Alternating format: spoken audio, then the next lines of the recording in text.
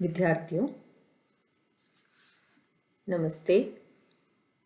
विगत अंक में हमने अर्ति, री, व्ली, री, नुईम, शमाइयाताम, पुगड़ों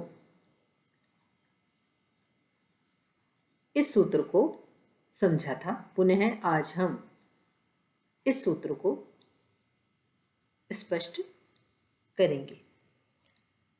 सूत्र कह रहा है री, री, ली, री, नुईम, शमाईम और आकारांत धातुओं को पुक का आगम हो जाता है निच परे रहने पर। यानी निच यदि परे है तो इन धातुओं को पुक का आगम हो। जैसे हमें रूप बनाना है स्थापयति। जैसे भाव्यति में हमने भू धातु से निच प्रत्यय किया था, यहाँ हम क्या करेंगे?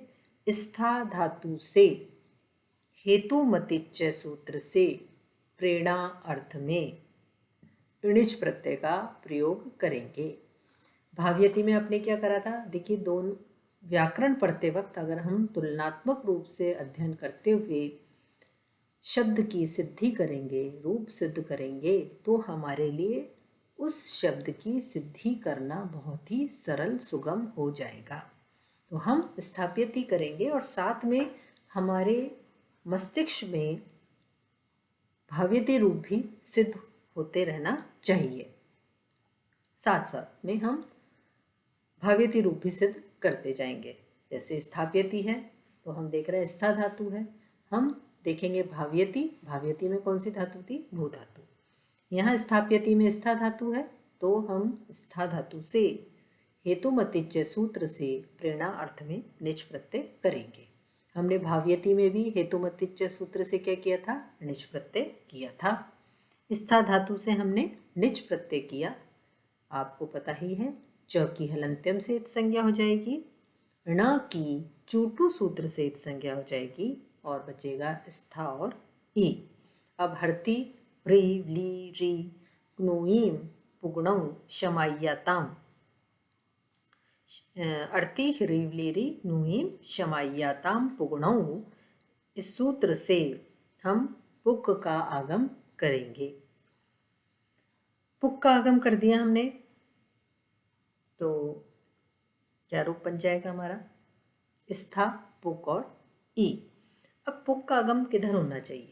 तो सूत्र प्रवृत्त हो जाता है आद्यन्तौ टकितौ।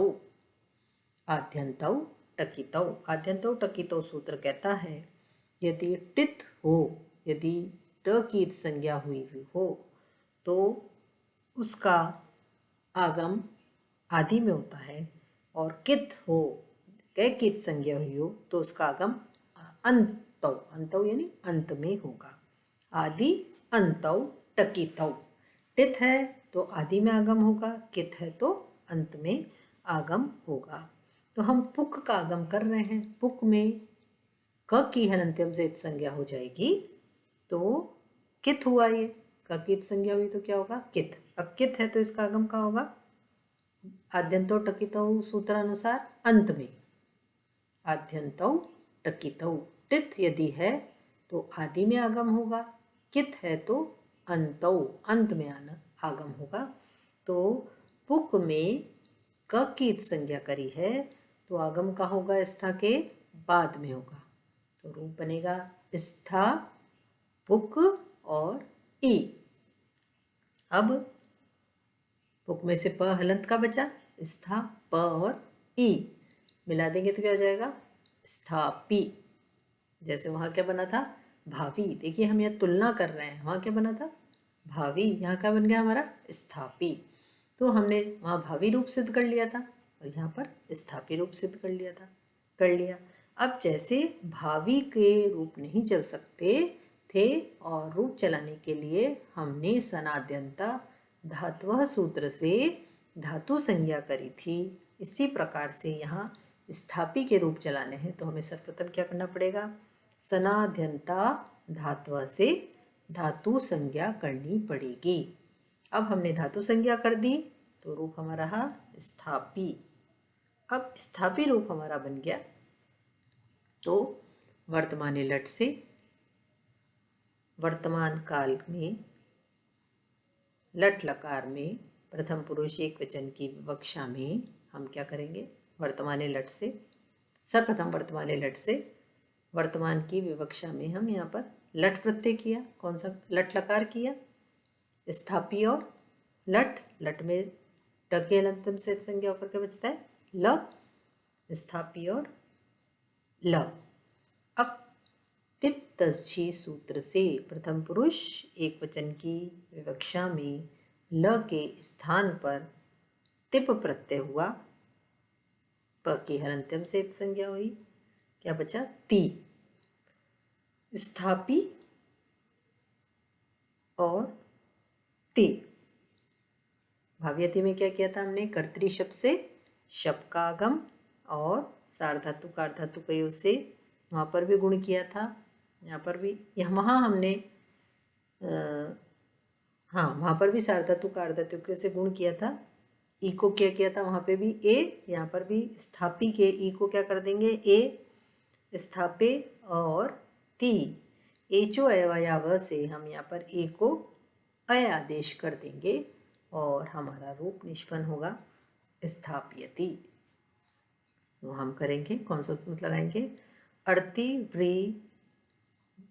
ह्री व्ली री क्नुईम शमायाताम पुगणौ।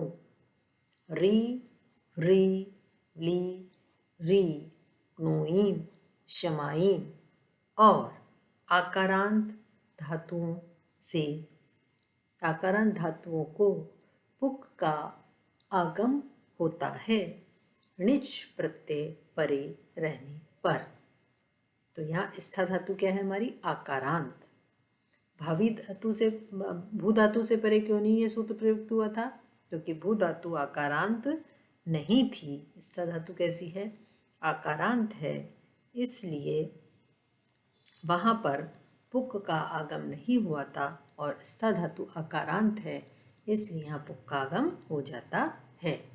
तो स्थाप्यति से स्था धातु से हेतुमतिच्च सूत्र से प्रेरणा अर्थ में णिच प्रत्यय हुआ। स्था और णिच में अनुबंध लोप होने पर ई शेष रहा। स्था और ई। अब अर्ति री व्ली री सूत्र से पुक का आगम होगा। धातु किसका आगम हो रहा है? पुक का। पुक का आगम का होगा स्था के बाद में। कौन से सूत्र से? आद्यंतौ टकितौ सूत्र से पुक का आगम स्था के बाद में होगा। स्था, पुक और ई। अब सनाध्यंता धातु से स्थापी की धातु संज्ञा हो जाएगी और वर्तमाने लट से लट लकार का प्रयोग करेंगे। स्थापी और लट। लट में से अनुबंध लोप होने पर ल शेष रह जाता है। स्थापी और ल। अब तिप तस झी सूत्रानुसार प्रथम पुरुष एक वचन की विवक्षा में हमने तिप प्रत्यय किया ल के स्थान पर। तिप में प की हलंत्यम से संज्ञा करें। स्थापी और ती। हमारी प्रक्रिया यहाँ पर पूरी भाव्यति की तरह चल रही है, केवल यहाँ पर अंतर क्या है? अर्ति रे व्ली री क्नुईम से हमने पुक का आगम किया है। कर्तरी शब्द से जब हम शब्द का आगम करेंगे तो स्थापी शप और ती। शब्द में से अनुबंध लोप होने पर अशेष रहता है। स्थापी अ और ती। अब सार्वधातु का आर्धातुकयो सूत्र कहता है सार्वधातुक परे हो या आर्धातुक परे हो तो इगंत अंग को गुण आदेश हो जाता है। यहाँ पर सूत्रानुसार स्थापी का जो ई है इसको ए आदेश हो जाएगा और एचो अयवा यावह सूत्र से ए के स्थान पर अय आदेश होकर हमारा रूप स्थाप्यति रूप निष्पन्न हो जाता है। तो यह हमारा स्थाप्यति रूप बिल्कुल भाव्यति की तरह ही निष्पन्न हुआ है। केवल यहाँ पर अंतर यह है कि यहाँ पर अड़ती री ब्ली री ग्नुईम, इस सूत्रानुसार हम यहाँ पर पुक का आगम करेंगे। आगे हम जो इसकी स्थापिति के आगे जो सिद्धि है, लुंग लकार में जो अतिष्ठपत रूप बनेगा, वो रूप हम अगले अंक में उसका अध्ययन करेंगे। धन्यवाद।